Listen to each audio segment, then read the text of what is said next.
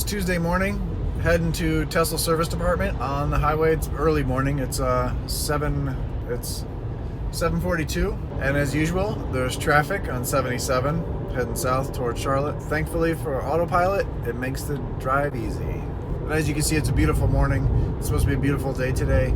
Wondering how autopilot does in rush hour traffic on the Model 3. You can see a bunch of traffic, bunch of cars. We're going slow. I got the cruise set to 70, but we're doing 14. Typical North Carolina, 77, Charlotte area. If anybody's watching this video that works on 77, get your ass moving. You've been working on this road for 2.5 years. That's ridiculous, and it doesn't even look like you're halfway done. Unbelievable. People working on the side of the road, fixing stuff they've already put in. It's ridiculous that they're already fixing pieces that they've already put in place. What a waste of money. And I think this road's going to be a toll road when they're all done, when they're all said and done. So thank you. So not only is it costing the taxpayers time, an extra half hour to their drive every morning, but then when you're all done, you're going to charge them to actually use the road that you inconvenienced them for probably 4 years. It's going to take another 2 years at this rate. But you can see how well it does in autopilot. This is slow driving, hand on the wheel, lots of cars, stays pretty centered. What you have to do is really watch out, just like on any autopilot, you have to watch out for the changing roads, cones popping out, or things that they've changed.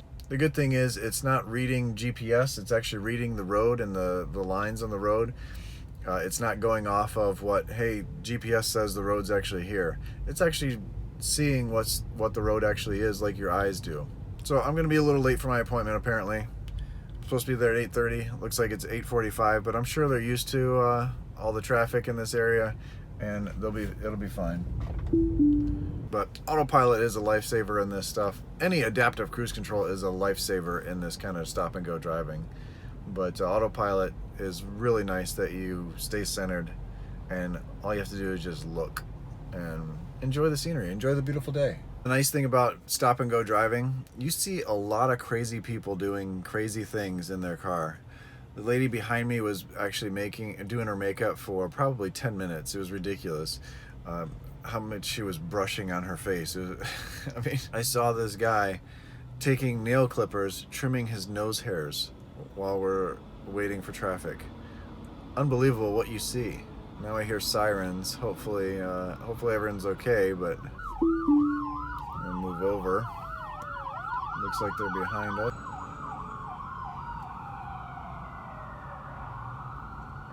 The van must have been a lawyer following the ambulance. But it's really crazy what you see people do in the morning. Picking their nose, clipping their nose hairs with fingernail clippers. Almost everyone's on their phone, eating breakfast.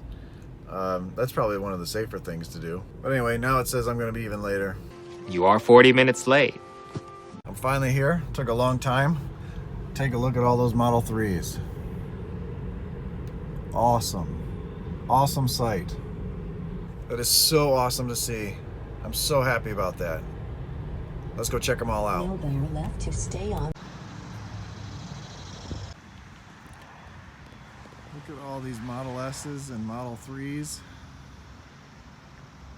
here in Charlotte. This is exciting. Look at all these cars.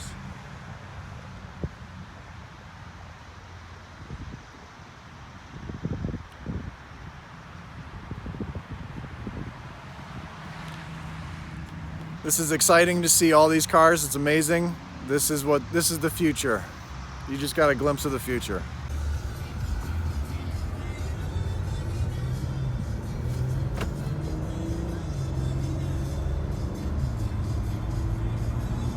So I just left the service department. They gave me a loaner car. Unfortunately, they don't give Tesla loaner cars to Model 3 drivers, even though I own a Model S. If I bring my Model S in, I get a Model S loaner car or a Model X. They don't have enough Model 3s as loaners for, obviously, for service. Makes sense. It is a nice Infiniti Q50. decent car, but you know, it is a gas car and it's not a big deal. I mean, this thing should be pretty nice. Better than having to sit there and wait there the whole time for the car. This is going to be, I'm just going to go back tomorrow to pick up my car. I don't have to fill it up with gas. I just bring it back there and not a problem. They use Hertz Rent-A-Car for their cars here in Charlotte. So, you know, it may be different other places. They're going to answer all my concerns with the bumper. They're going to push the bumper back into place. He's going to tell me what they can do about the bumper color, and they can fix the door issues as well. So I'm pretty excited for all that stuff. And let me show you. This car makes some weird noises. See if you can hear it.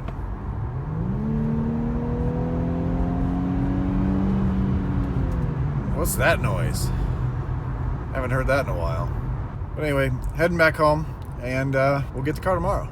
Look at all these buttons. I'm not used to all these buttons. This is ridiculous. Looks like an Android phone to me. I'm an iPhone guy, as you guys know. Got all these gauges and buttons. I don't even know how to change the radio yet. They should really give Model 3 customers basic cars to drive, because we're not used to buttons anymore. There's 13 buttons on this steering wheel. Jeez. Is this Formula One? Am I driving an F1 car? So it's been a crazy day today. I've been driving quite a bit. I just dropped my wife off at the airport. I'm driving her Model S.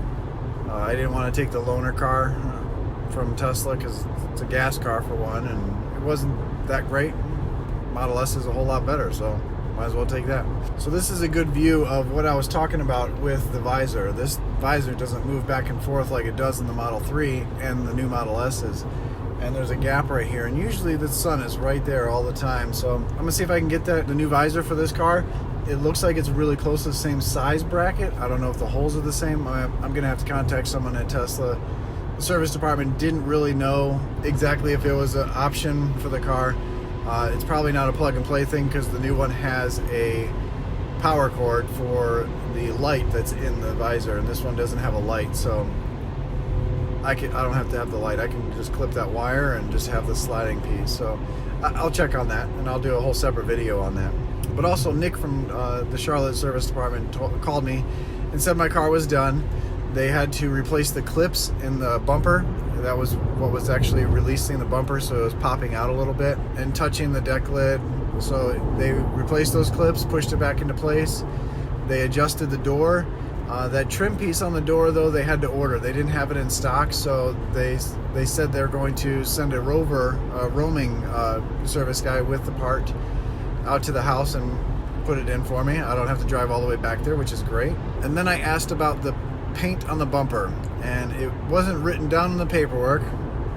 I told them about it, but so what he did was, I told him what the first guy told me, they have to look at it outside. So he grabbed the manager, looked at it, and called me right back and said, hey, we can actually fix it while it's here. We can paint it.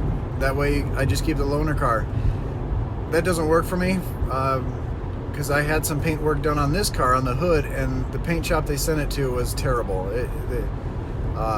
It was crappy work. It chips. It's really soft. I hate it. It was a bad experience. So I said, well, I'd rather have a factory bumper, factory painted. Check with your manager, see what can happen. So when he called back, or actually he put me on hold, and then once he came back, you know, the manager was busy.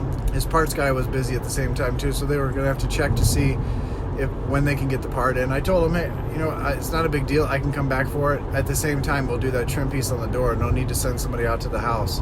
I know that costs money for the company, and why send somebody out to the house, wasting his time really for a trim piece when the car's going to be back there for that. All in all, a very good service situation so far. I'm going to go pick up the car tomorrow around 10 o'clock in the morning. Maybe some of you guys will be picking up your cars, because I saw a ton of Model 3s there.